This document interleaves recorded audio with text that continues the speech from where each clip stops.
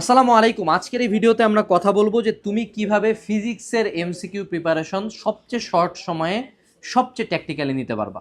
আমি যদি বলি ফিজিক্স, কেমিস্ট্রি, ম্যাথ, বায়োলজির মধ্যে বা ওভারঅল সব এমসিকিউর মধ্যে কোন সাবজেক্টের এমসিকিউ সবচেয়ে কঠিন হয়, সবচেয়ে ট্যাকটিক্যাল হয়, সবচেয়ে ডিফারেন্ট হয়, that is physics.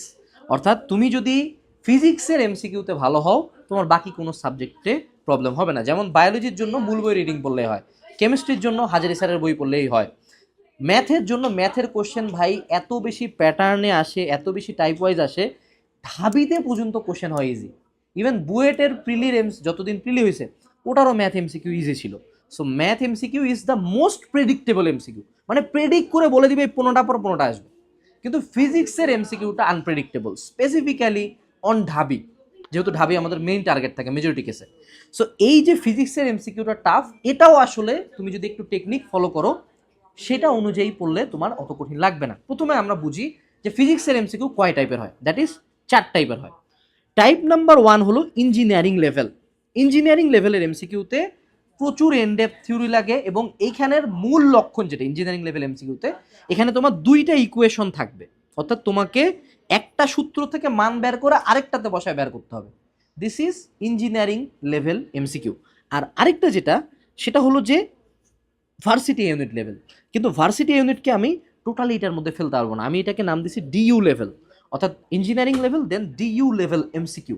DU level এমসিকিউতেও একটু ডেপথের থিওরি লাগে, যদিও ডিইউ লেভেল এমসিকিউ আবার দুই টাইপের। কেমন দুই টাইপের? ঢাবির তুমি যদি কোশ্চেন দেখো, যদি ওদের 25টা এমসিকিউ থাকে বা 20টা এমসিকিউ থাকে, এই 20টা এমসিকিউর মধ্যে 15টা হবে একদম স্বাভাবিক কোশ্চেন, 5টা হবে একদম মানে মার্কা মারা, মানে এটা পারার জন্য তোমাকে ফিজিক্সের ইনডেপথ নলেজ লাগবে।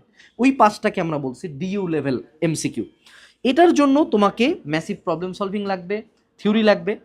থার্ড যে ক্যাটাগরিটা, সেটা হলো এইচএসসি লেভেল বা জিএসটি বা JU, RU, CU, KU, COU, anything goes. অর্থাৎ ঢাবি লেভেলের বাইরের বাকি সবগুলাকে আমি এইচএসসি লেভেল এমসিকিউ বলতে পারি। শুনে খুব আইরনিক্যাল লাগতে পারে যে ভাইয়া এইচএসসি লেভেল আর জাবি লেভেল সেম। অবশ্যই সেম, এটাই হলো আইরনি। কারণ তুমি যে জাবির এমসিকিউ পারবে তার এইচএসসিতে কোনো প্রবলেম হবে না। কারণ কি, জাবিতে এমসিকিউ অ্যান্সার করার জন্য কোনো ক্যালকুলেটর নাই, বাট এইচএসসির সময় ওই সেম লেভেলের এমসিকিউ দিয়েও তোমার হাতে একটা ক্যালকুলেটর ধরায় দেয়। সো কেউ যদি সিম্পলি ক্যালকুলেটর টেকনিক্স জানে, তার মেজরিটি এবং সূত্র, ক্যালকুলেটর টেকনিক্স এবং সূত্র যদি জানে, মেজরিটি অফ দ্য টাইম এইচএসসির একাডেমিক লেভেলে এমসিকিউতে ঝামেলা হয় না। আর লাস্ট যে ক্যাটাগরি, যেটা fourth category, this is called theory based MCQ. যে নিচের কোনটি ডায়াম্যাগনেটিক, নিচের কোনটি প্যারাম্যাগনেটিক, কোন অক্ষাংশে হলো জি কেমন, কোন দেশে জি কেমন, তাপমাত্রা বাড়লে কি হবে, কমলে কি হবে, এগুলো ম্যাথমেটিক্যাল না, দিজ আর থিওরিটিক্যাল এমসিকিউস। ওকে, এখন আসি যে 4 টাইপের এমসিকিউ কেমনে তুমি পারবা। আমি প্রথমে চতুর্থ এবং সবচেয়ে ইজিয়েস্ট টাইপটা বলি, যেটা হলো থিওরিটিক্যাল এমসিকিউ। এটার জন্য তুমি ইসহাক স্যারের দাগানো বই এবং ইসহাক ও তপন স্যারের অনুশীলনী, ইসহাক এবং তপন স্যারের অনুশীলনী, এই দুইটা সোর্স পড়ে যাও, তুমি জীবনে মেডিকেল, ভার্সিটি, ইঞ্জিনিয়ারিং যে জায়গায় থিওরিটিক্যাল এমসিকিউ আসবে তুমি পারবা। এই দুইটা বইয়ের বাইরে যাবে না। ইসহাক স্যার রিডিং পড়বা, দাগানো বই। দ্বিতীয় হলো ইসহাক আর তপন স্যারের অনুশীলনের এমসিকিউ সলভ করবা, গন কেস, শেষ। চতুর্থ ক্যাটাগরি। তৃতীয় যে ক্যাটাগরিটা, যেটা হলো এইচএসসি বা জিএসটি লেভেল বা আরইউ, জেইউ, সিইউ লেভেল, আমি তোমাকে বলবো তুমি শুরু থেকেই ক্যালকুলেটর অ্যাভয়েড করো। তুমি রাবি, জাবি, চবি, খুবি, গুচ্ছ, কৃষি, এগুলার এমসিকিউ করো।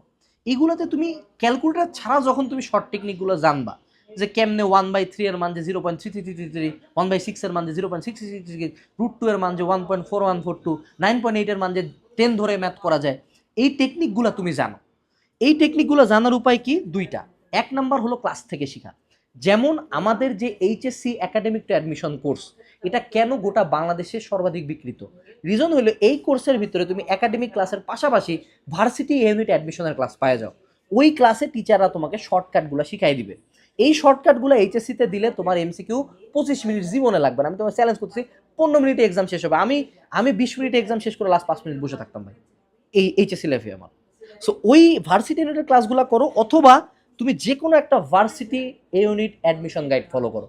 This will change your life drastically. HSC লাইফে যত দ্রুত এটা ফলো করা শুরু করবা, তত দ্রুত আউটপুট পাবা। তুমি কল্পনার বাইরে তোমার চলে যাবে যে এইচএসসির কি পরিমাণের কোশ্চেন তারা অ্যাডমিশনের ইজি কোশ্চেনগুলা থেকে তুলে।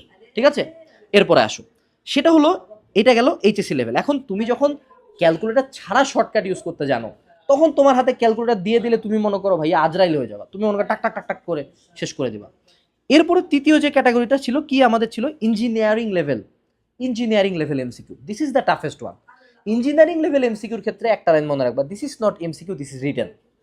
অর্থাৎ সাস্টের বা কুয়েটের বা আইউটির বা সিকেরুয়েটের বা বুয়েটে তো এখন এমসিকিউ উঠাই দিছে যদিও, বাট যদি কোনো ইঞ্জিনিয়ারিং লেভেলের এমসিকিউ আসে, that is a written question disguised in MCQ question.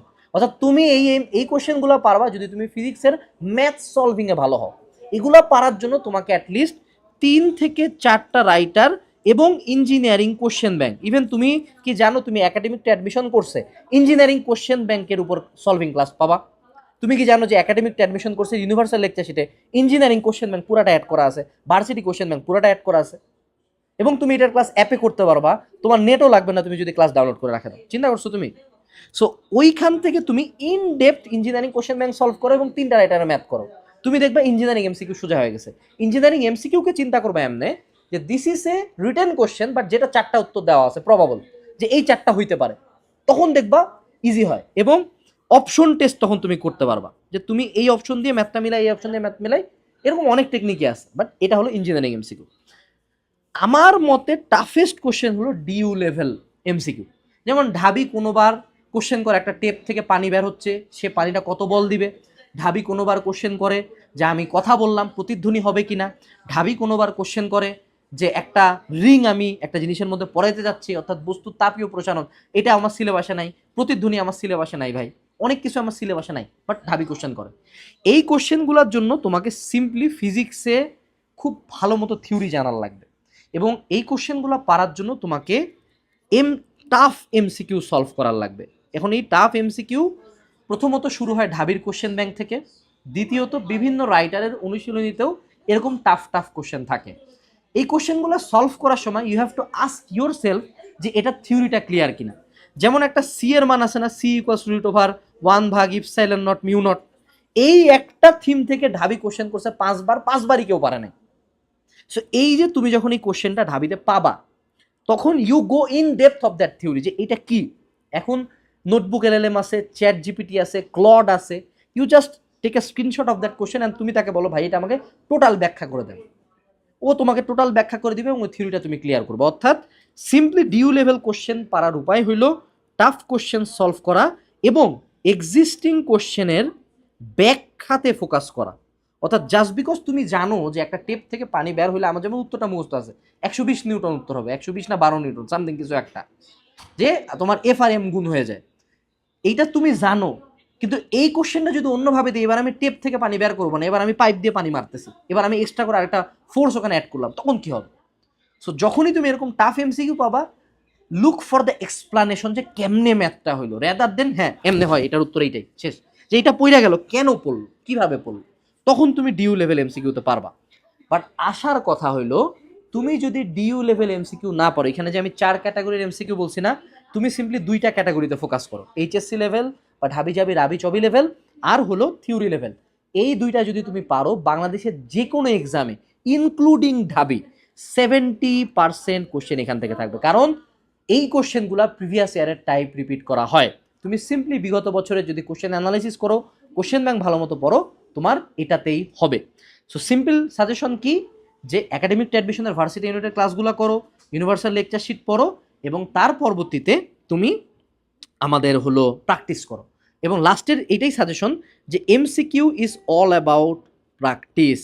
তুমি কত ভালো থিওরি পড়লা, কত ভালো বই থেকে পড়লা, এই 10 ঘন্টার ক্লাস করলা নাকি 20 ঘন্টার ক্লাস করলা, এগুলার চেয়ে বেশি ইম্পর্টেন্ট যদি তুমি বসে বসে প্রতিদিন 10টা 15টা 50টা এমসিকিউ সলভ করো। কারণ প্র্যাকটিস তোমার এমসিকিউতে অনেক দূর আগায় নিয়ে যাবে। যেটা দেখে মনে হচ্ছে যে টিচার তো 2-এর জায়গায় 4 বসে দিল হয়ে গেল, তুমি করতে গেলে কাটাকাটি করতে পারবা না মুখে মুখে। So practice আলট। এবং যারা একাডেমিকটা অ্যাডমিশন কোর্সে ভর্তি হতে চাও বা আমাদের বই নিতে চাও, তুমি ভিডিও ডেসক্রিপশন বক্সে চেক করবা। এটুকু ছিল আজকের ভিডিওতে। আসসালামু আলাইকুম, বেস্ট অফ লাক, টাটা।